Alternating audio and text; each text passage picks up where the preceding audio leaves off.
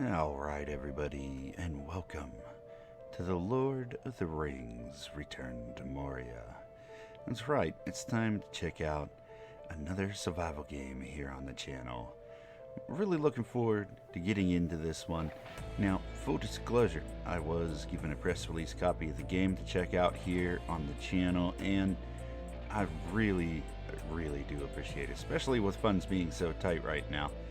But that said, let's get into it, shall we? Before you begin your journey, you are given the opportunity to customize a dwarf. Now, you can choose anything from beards to head types to hair to skin. There's a ton of different skin tones as well as hairstyle. The next set of options you're given are eyes, tattoos, scars. You can change the color of the things in your beard or in your hair, which is great. And then we can choose our shoulder height. There's a little bit of modeling that you can do. Very nice. Change the depth of your chest, your bust size, your belly, and your waist. Really cool. Lastly, we're given the opportunity to choose our voice, where we're from, and kind of our character's overall personality. For me, one of the most interesting customizations is the voice. Khazad-dûm awaits. Now, typically the voice is just to whatever you would like.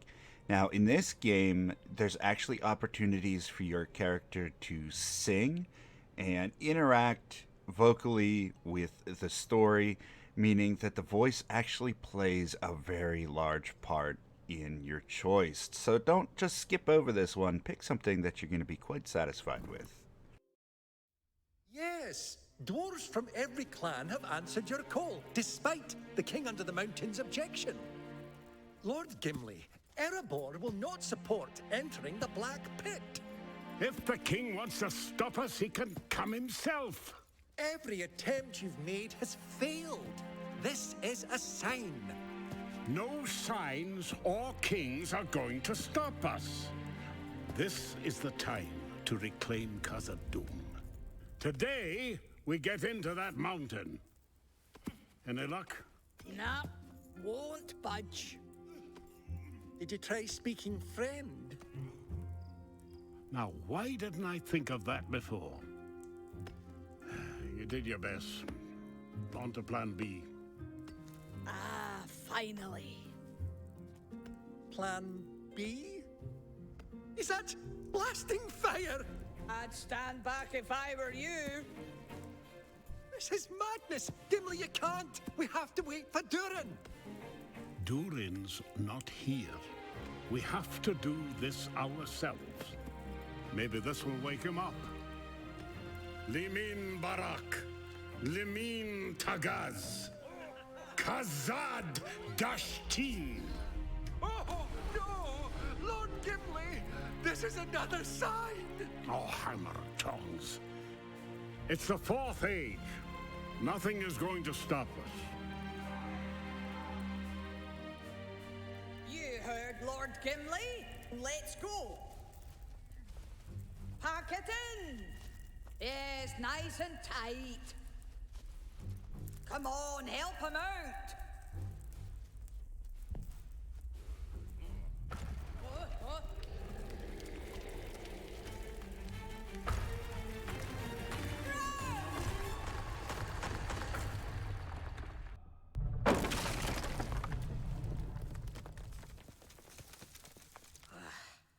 That was no normal dwarf blast.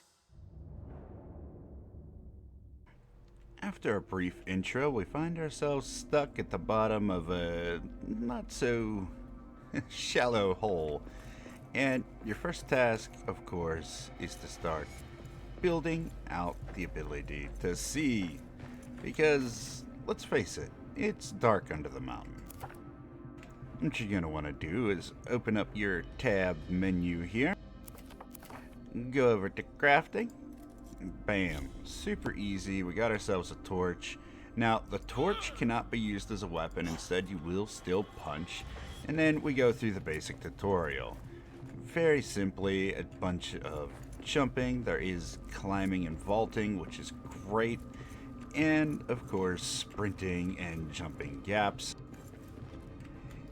You will find that there are plenty of opportunities to build things in order to get up to places that you can't reach, and that the vaulting system is very generous. Now, it is very slow, but it works for what you need it for.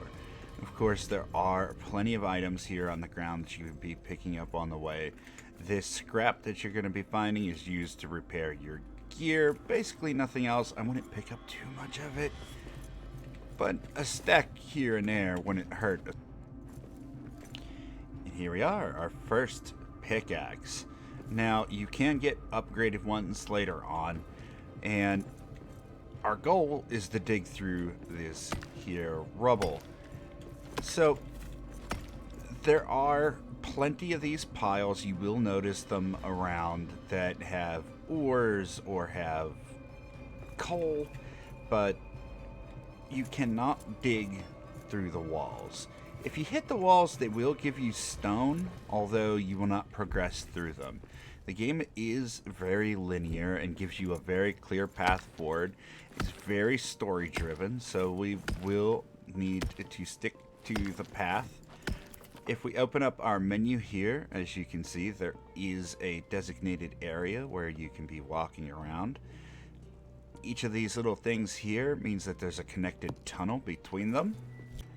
Now, much like in Valheim, we do have a guide to help us along our journey, in the form of a bird. Are you from our camp? Thank the winds! I am Arik, son of Arak. Yours is the only friendly face here. What's happened to the rest of camp? I cannot tell. A curse, ill curse. It blocks me. Could you search for another way out? For any other survivors? I will search. You go east, see what you can find. I will fly to you when I can. And then, of course, they want you to continue to press forward. Now, one of the things you're going to want to get before you leave this area and before you talk to the bird is these dwarf remains. Each of the remains that you find will grant you a hero's token. 5 of them will allow you to build a memorial flame. Interacting with the flame does give you a very nice boost to your stats. I would suggest keeping a close eye out for these remains as you press forward. Our next tutorial is obviously going to be the building system. So we have quick platforms and ladders and things like that that we can build. There's also walls and plenty of things like that that we'll showcase here momentarily. But as you can see, you can put down this quick little platform. Very easily jump to that. The vaulting system is very generous. And then we're introduced to fall damage. Now, falling from such a height isn't too terribly bad. It looks a lot higher than it is. And you can actually jump from the top of the map, which up there, it's not really too tall. If you were to jump from up there, you would take a little bit of damage, but the fall damage in this game isn't bad at all. For anybody who's interested in Lord of the Rings lore, there are plenty of little secrets hidden around that will give you an opportunity to read some of that. Track 'em down! Their scent. Will you kill them for your boss? Not yet, fool! Orktown needs to prepare. Then we feast on dwarf flesh. And now that we've made it through the tutorial, there is of course the opportunity to begin your survival game playthrough. So here we are at an old camp that was left behind from some other people doing some exploration, and there's plenty of things in here for us to get. Of course, there's a chest back here that is A locked. dwarven chest. Let's get you open. See what you're keeping secret. There's a bunch more lore that you can go through. Plenty of things to break. Breaking barrels that have lids on them will net you some good loot. But one of the things I would suggest doing is making sure that you pickaxe a lot of these here stones, clear out the rubble. You will be using this camp for a little while. Once you've gathered some resources, they're going to have you rebuild some of the structures, including the stone hearth, which acts as a safe zone. There we go. Anywhere within the borders of the hearth, you can begin to build, which is great.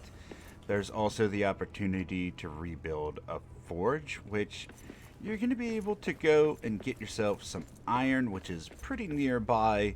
Right there, that orange stuff on the wall. And begin making metal, which dwarves seem to be really good at.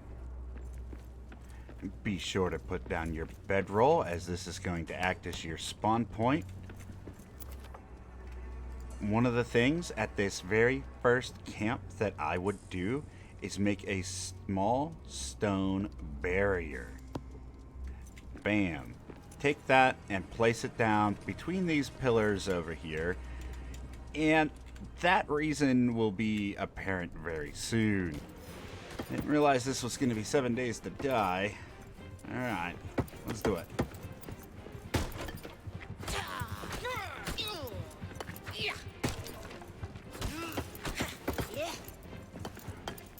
Stop damaging the wall.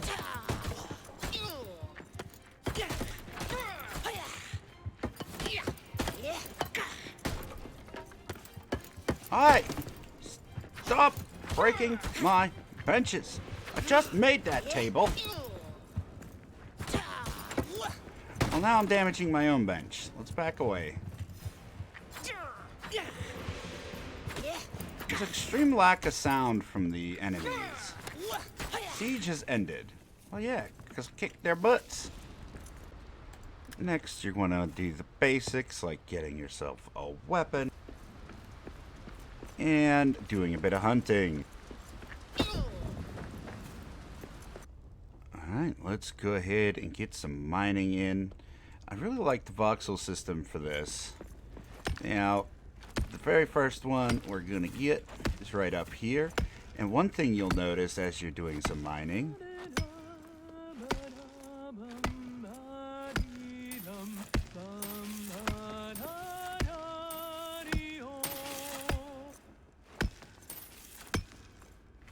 really cool. But we've now come to nighttime. So one thing you're going to want to be very aware of at night is the number of enemies that begin to spawn.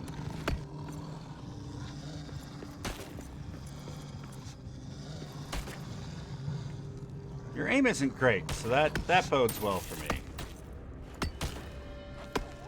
Yeah, that's death. So, jeez, I don't know where to go. I think we gotta try to make a run for it and hope they de-aggro eventually. Because, like, yeah, we're not fighting that. Stop with the arrows. You can sleep through the night and hopefully avoid a lot of the creatures that are going to be causing you some issues. Ooh, there's our first set of goblins hanging out. The very first ones you meet usually are just there to spy on you for the time being. But let's go ahead and sleep through the day. When do we attack? I want to taste dwarf flesh.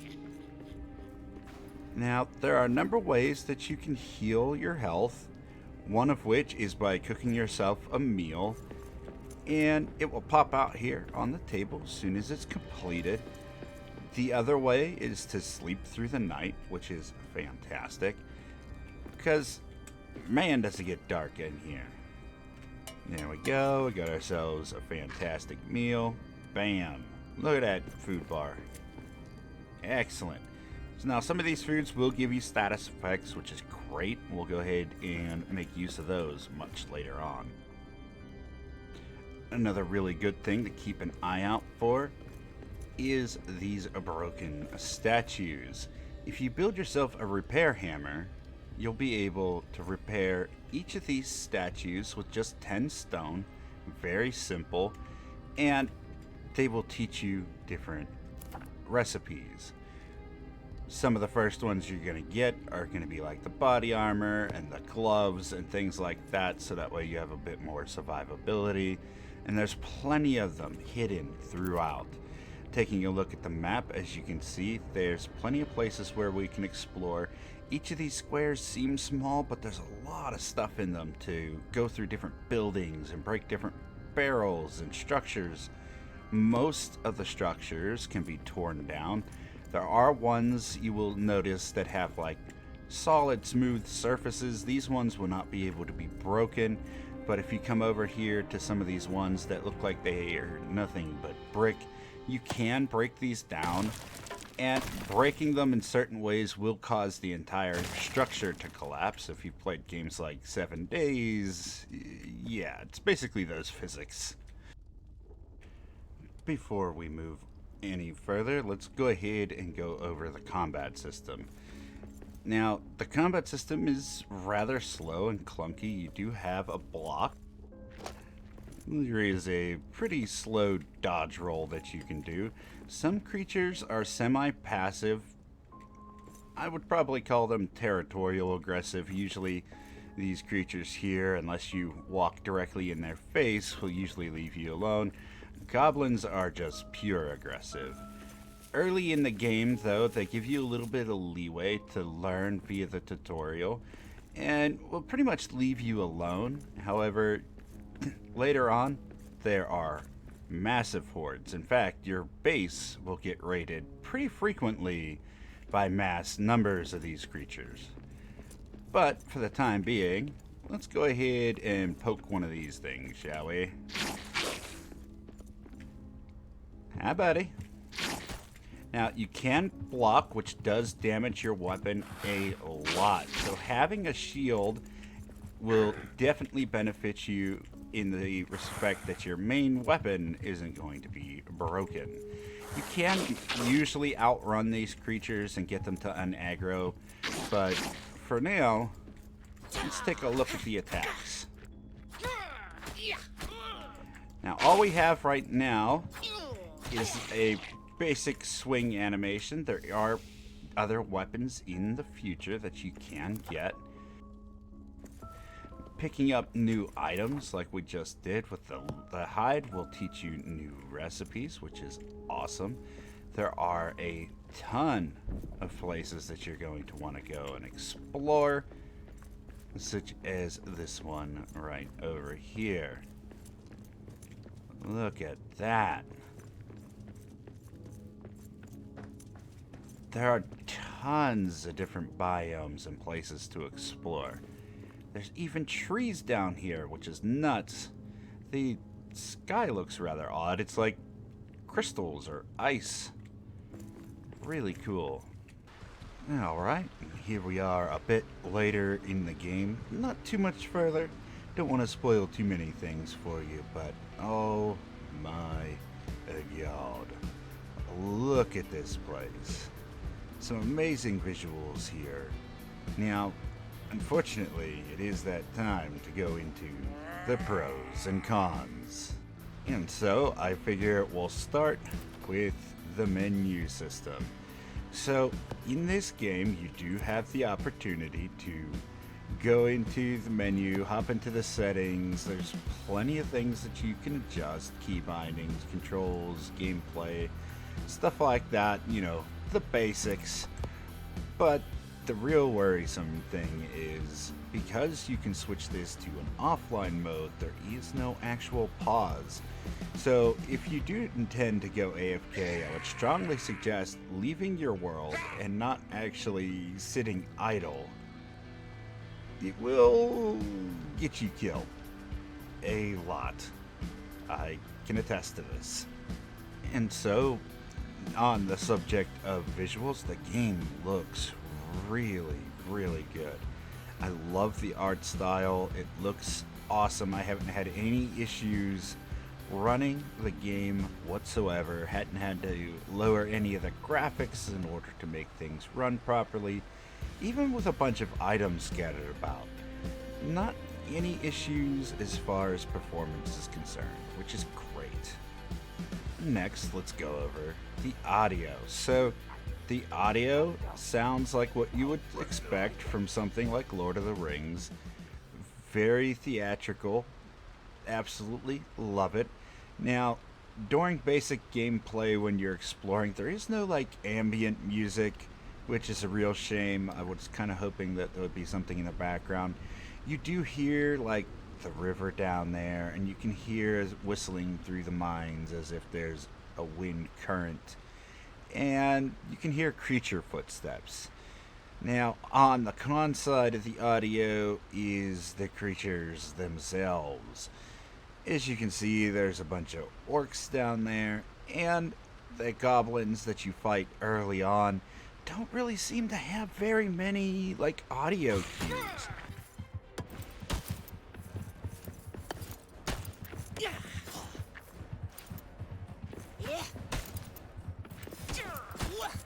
Other than the footsteps, which sound like literally all the other footsteps in the game, there's no real way to tell what you're fighting until you have eyes on. Now, I kind of hope that they adjust this and add a little bit more audio. Even when you're in combat, there's not very many audio cues other than your character when they're swinging their weapon.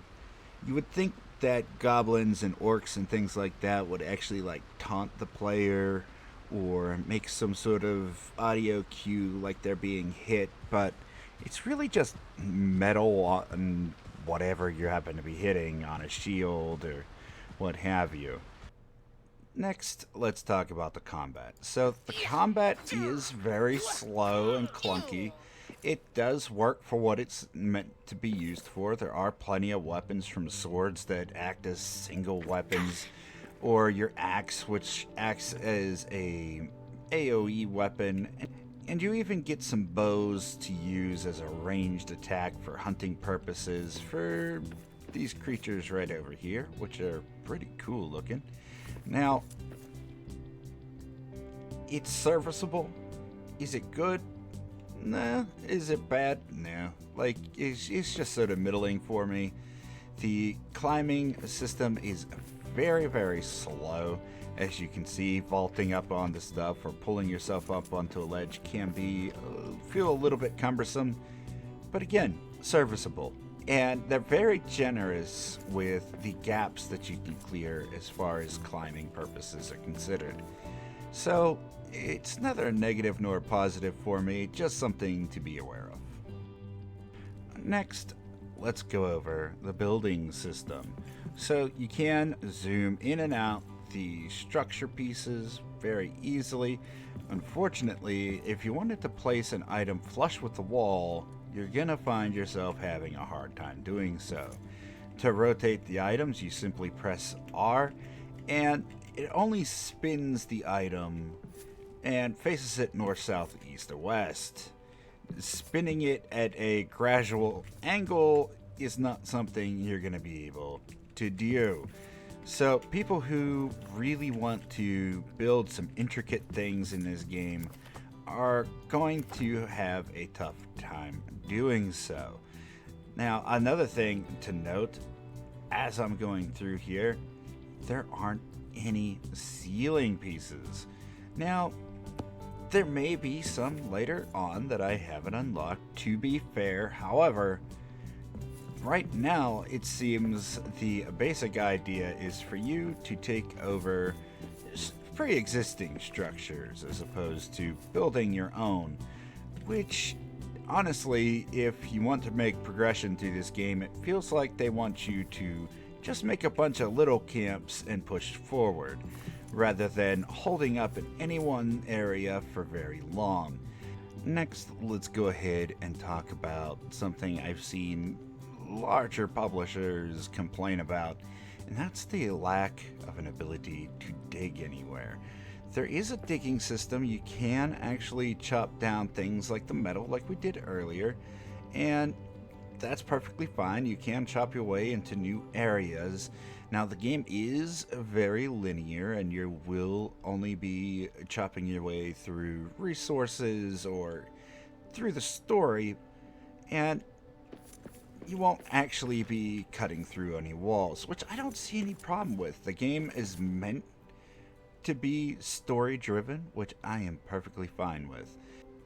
But with that in mind, let's go ahead and talk about the story. So, as somebody who isn't a huge Lord of the Rings lore person, I have no clue if this game actually fits into your definition of what the lore should be.